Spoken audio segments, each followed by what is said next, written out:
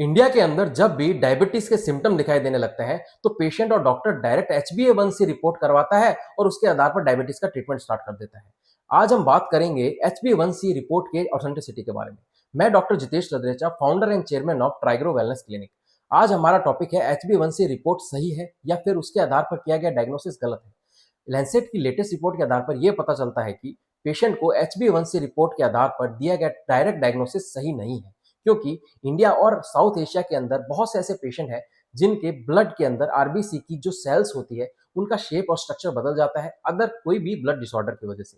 जैसे किसी पेशेंट को थैलेसीमिया या फिर सिकल सेल की कंडीशन है तो उनका शेप बदल जाता है और जिस वजह से HbA1c रिपोर्ट सही नहीं आती है। इसलिए HbA1c रिपोर्ट को सोल डायग्नोसिस का आधार नहीं मानना चाहिए और उसी के साथ में OGTT यानी ओरल ग्लूकोज टॉलरेंस टेस्ट भी करवाना चाहिए और पेशेंट को सेल्फ डायग्नोसिस भी करना चाहिए। डेली बेसिस पे अपना ब्लड ग्लूकोज चेक करना चाहिए और अपने सिम्टम्स को भी प्रॉपर नोट डाउन रखना चाहिए। इसी के आधार पर एक प्रॉपर ट्रीटमेंट प्लान लेने की जरूरत है, क्योंकि कुछ कंडीशन के अंदर जो इंसुलिन टॉलरेंस होती है उसे हम लाइफस्टाइल की चीजों को कंट्रोल करके भी हम ठीक कर सकते हैं और हमें डायरेक्ट मेडिसिन के ऊपर डिपेंड नहीं होना है, क्योंकि ऑलरेडी आप इंसुलिन टॉलरेंस हो चुके हैं। उसके बाद में जब आप मेडिसिन पे डिपेंड हो जाएंगे तो ये आपके लिए और भी ज्यादा खतरनाक हो सकता है। अगर आपको भी डायबिटीज की प्रॉब्लम है तो नीचे कमेंट सेक्शन के अंदर आप डायबिटीज टाइप कीजिए, मैं आपको प्रॉपर वीडियो कंसल्टेशन का लिंक शेयर कर दूंगा।